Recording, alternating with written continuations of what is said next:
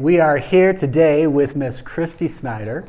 Kristie Schneider is one of our favorite designers that we work with outside of our staff. And the reason that Kingdom & Co. works with outside designers is we can only do so much. And a lot of times we need to collaborate with outside talent. And Kristie is one of our favorite to work for. She is the owner and founder of Reveal Design.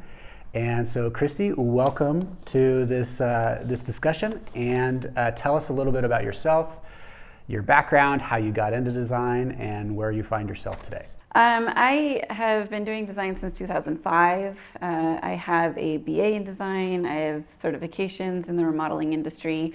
So I feel like I know what I'm doing through all that time and experience. I think it brings a lot to the table in working with an established company like yours, where we can kind of bring in our own skill sets together and just make the projects we work together amazing. You've always done design. You're not somebody who, just had a good social media following and hey, you put some pillows together and look at this, and by the way, I can do your house. This is something that you've always done.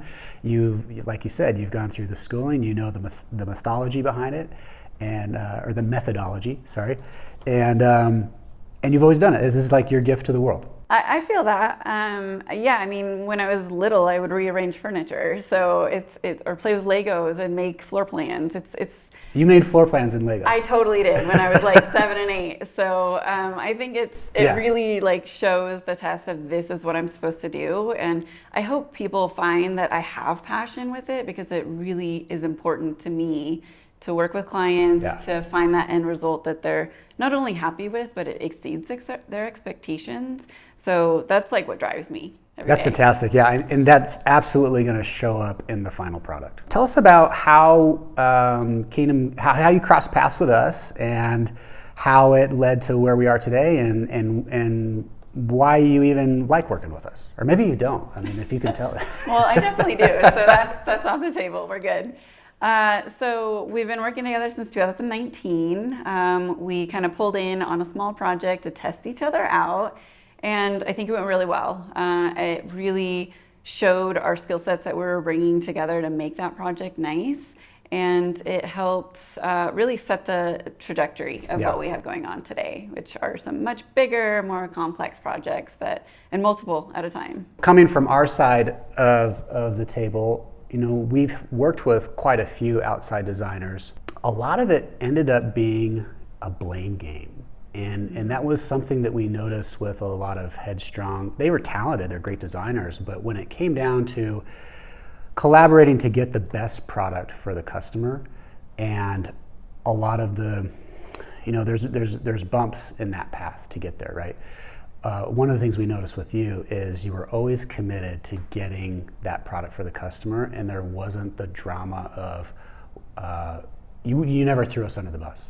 Definitely, and I never will, and you don't for me, which I appreciate. And there was other designers that we worked with where it was about them and about them preserving how they looked to the customer, and it unfortunately that can happen in any industry, and when you're trying to collaborate on a joint project, and that was something we didn't experience with you. So we really appreciate that. And for our side of things, when we work with designers, that matters a lot, that we can work with someone who's mature and good at what they do, and ultimately their goal is that best product for the customer.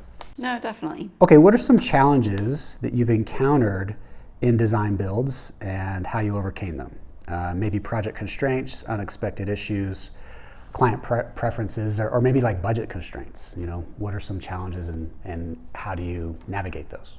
Well, I think first off, having good communication and setting expectations for any size project or any size budget is imperative. And I strongly feel that both Kingdom & Co. and Reveal Interior Design does that, not only with the client, but with each other. So we have a lot of conversations on the back end to make sure that we're on the same page the entire time throughout that process. So as soon as clients don't have a set expectation or good communication, then they get overwhelmed, they start to second guess things, and they just are confused on what the end result is going to be. And that's the last thing we want. We want it to be something that they're loving in the end, that they want to tell all their friends and family about, and they enjoy for years to come. And I think those are like the imperative things we have at the top of the list. Yeah, there's all sorts of I think ways, and we kind of talked about this before we started, that customers, when they go into a remodel, kind of can work against themselves. And as you were explaining that, I was thinking of early on in a project, sometimes a customer they're hesitant to be open and forthcoming about what their budget is. And I think because they think like, well, if I give them a number, they're gonna go and design right up to that number. Or I want to give them a low number so I get my cost down. And with the process of design build, the number's the number. Like the actual profit that our company takes from it is the same little spread, right? And no matter if it's $1 million project or a $50,000 project. So the reason I bring this up is it's very important to show your cards. What is your budget? Because you are going to design to that budget. Exactly. And that was another thing we experienced a lot is a designer that's not proficient at that, they'll over-design. Yeah, it looks beautiful and the customer loves it, but it's unobtainable because it doesn't meet your budget. And then it just frustrates everybody because you got this thing you can't do. Yeah, you keep looping, and it's wasting a lot of time and energy when if we just had a set expectation on budget early on, then yes, we can design to that. And we can always tweak it as needed, but it's something that really just starts us off, and it just makes it so much easier to get going on like a good foot. Yeah, and that goes, I think what you were explaining to me before, that customer needs to trust that process. And sometimes there's hesitancy because they're leery, they don't want to be oversold something. And design build with a good established company isn't like that. We're not trying to oversell you on anything. The most frustrating thing for us is to go through all this planning work to design a beautiful project that we can't do. Right. Like that annoys us. Yeah, I mean, we put our heart and souls into these projects, and all we want to see is come to fruition. Yeah. And yeah, it's frustrating when it doesn't, but we understand why it might not. But yeah, having a budget early on is really important. Yeah, trusting that process, having the budget, and what would you say for people who have a hard time making decisions and kind of get caught up in that design process and keep having to change their mind? Is there anything you can guide customers on who may have that tendency? Well, trust your designer.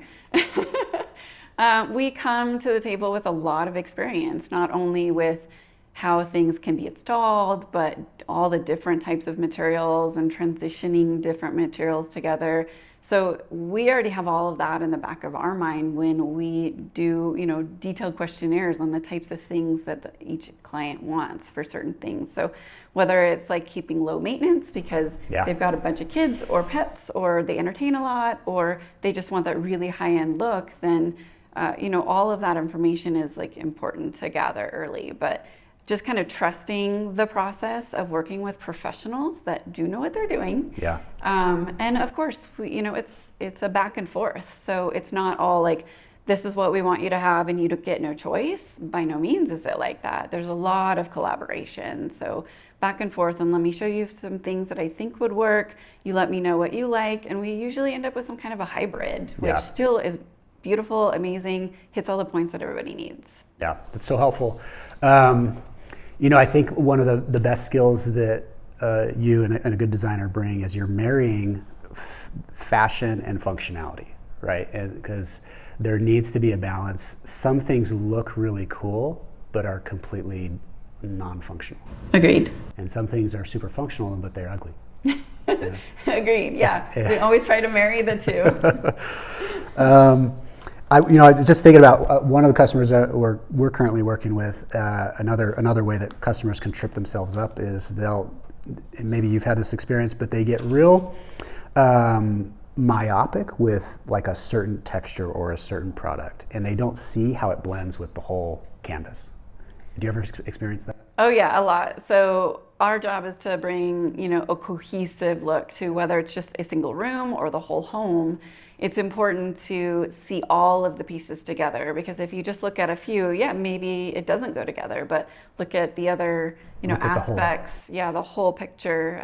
We are doing that as we're showing products. So it just jumps back to that, trusting the process, trusting us, and just ask questions. If you're not sure, like, just be honest about how you're feeling and we'll talk it through. And, it doesn't mean that that's the final piece that we choose in the end, but it's just part of the conversation. Yeah, and I think a lot of people are afraid of picking out like a flooring that they're going to regret. And a lot of times they're afraid of making a mistake, or it seems like particularly with paint swatches, like when you start arguing about whites, like to me, and maybe you can tell me, like white's white until you compare it to another white. Yeah, pretty much. and sometimes they get so fixated on, but that's not the type of white, and it's like undertones. Right. Could you share some insights of some favorite projects that we've worked on? There's so many. We worked on, I don't even know how many. I've lost count throughout the years, but some of our most recent ones are definitely on my favorites list. The Hacienda we did not too long ago was very unique. That was a unique one. Spanish style, like the original home was older, so we had a lot of work to do structurally. We literally moved the kitchen, so there's a lot involved in something like that. Just the style is a little bit different than what is as like common right now, but it really fit the client's needs and the structure, the architecture of the home. So it turned out beautiful. When I first walked that home, I honestly thought, what the hell is this guy thinking? I'll be honest. I was like, the doorways are so narrow. It felt older than it was. I think, when was it built? Late 70s or 80 or something. To me, it felt like it was built in the 1830s. I mean, Right. it felt ancient. And, but man, it really turned out good. Thank you. And that's a testament to, your talent and what you do. Thank you. Okay, what are some advantages of working with design build versus simply a contractor?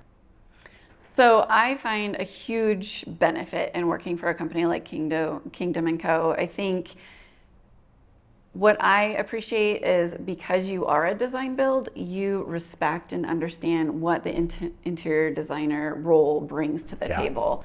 We're so much more than just picking out some paint and some flooring. It's so many layers and levels. And having that respect of what I bring to the table, because you have your own staff, makes my job a little bit easier. So just keeping that communication and understanding what skill sets I bring and what skill sets you bring, and just marrying those to make it a really nice space is one major thing that I appreciate. Yeah, the outcome is so much better. Tell us about some current trends, some things that you are seeing that's becoming more and more popular. Well, I'm glad the grays are going away. The grays are out, yeah. We got the Grige. Some people love that name. Some people hate it. Grige. Grige. It's like I've heard of grayish. Same thing. Yeah. Oh, okay. So gray and I beige. thought you were going to say it's green and beige. Well, green is popular right now. Is it? Okay. And like blushes, which I'm not quite on board with that one, but the paint companies say that that's there. So more pinks, greens, pinks, blushes, all of those are coming up. The navies and the grays are kind of starting to go away. So all the warmer tones are started to head back, like they were kind of in the 90s. It's going strong with the black metal and the gold. The brushed gold metal is very strong. I don't think it's going anywhere for a bit, but I think it's coming down more for material versus like a color or a finish. Yeah, tell us about that. We're doing a lot of like luxury vinyl, and you see it in $300,000 homes and you see it in $3 million homes. Really? And it's actually a pretty good product that works for busy homes. Yeah. It's super, super durable. I'm a fan of it. Yeah. Yes, it has its place sometimes, and so does other materials, but it's quite popular. Yeah, I just put it in my home, and like you said, it looks fantastic, and it's so versatile. It's easy to clean, and there's like so many advantages to it. Exactly. I think also for the last couple of years, we've seen a lot of that like Venetian plaster look, and that's still Yeah. really strong. Yeah. So we're seeing that on all sorts of things. Vent hoods for over your range, fireplaces, just full walls for more of an accent instead of using just a paint color or wallpaper. It's just a fun way to like bring in a little extra depth that I like using it. Awesome. Tell us about where you would like to see your company, Reveal Design. Where would you like to see it in 5 or 10 years?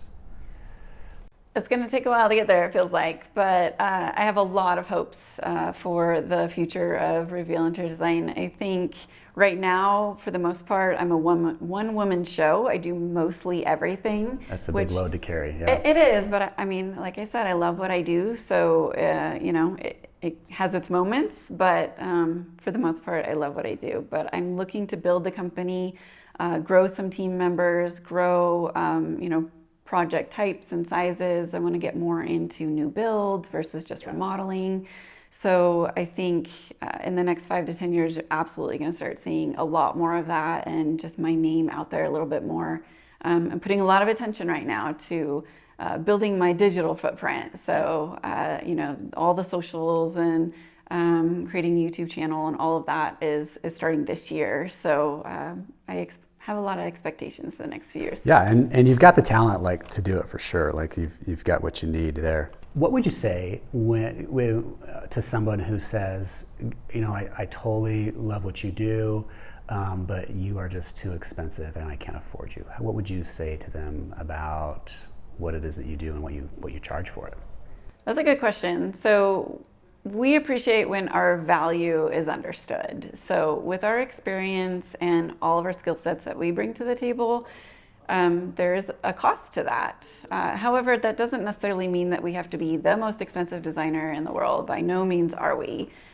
We offer multiple services from 2D drawings, 3D renderings, sourcing all of the finished materials, and what we call design management, where we're there with you, boots on the ground, making sure that the design that's been agreed upon comes to fruition. So sometimes I will work with clients and take out pieces of those services if it's not necessary. So for example, if it's a simple project, then they may not need drawings or they may see no value in the renderings. I suggest to have all of it because I think it gives the best service for the entire team. However, there is an occasion that I will cut one of those out, which will then, drop the cost for design fees.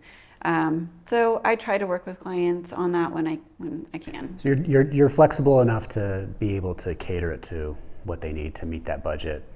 One thing I would say is the only thing that's more expensive than good design is no design or bad design. Exactly. I mean, a lot of people design while they're in construction, and I feel that's really dangerous. Yeah. Because you're constantly in this. You'll spend it many times over. Exactly. So having it all decided before you start demo is, in my opinion, the best way to go. Yeah, someone told me early on, he said, Zion, sometimes you have to spend money to save money. And when it comes to good design, that is absolutely true. What do we got coming up? We're doing another phase of Hacienda. So yeah, we have multiple homes that we have second and even third phases working together. So yeah. I think it makes it even easier because we've already established not only together on a certain project, but with the homeowner on how everything works. It makes it nice and smooth, and it demonstrates that you've got a returning customer that, they obviously like you. They keep doing more phases, Exactly. Yeah. So we love multiple phases. Yeah. It's really important because you've each, like you said, it is like a dance, and you each know each other's process, and being able to collaborate, and it even goes more and more efficient as you progressively do more phases. Agreed. Even with the customer as well. So absolutely. Awesome. Well, we want to thank you for being a fantastic partner, and we look forward to the future working more with you. And we appreciate your talent. We appreciate your ability to collaborate with us. And so thank you for taking the time to come on here and share your life with us. No, thank you, Zion. I appreciate it. I'm looking forward to working on more projects with you guys. Thank you.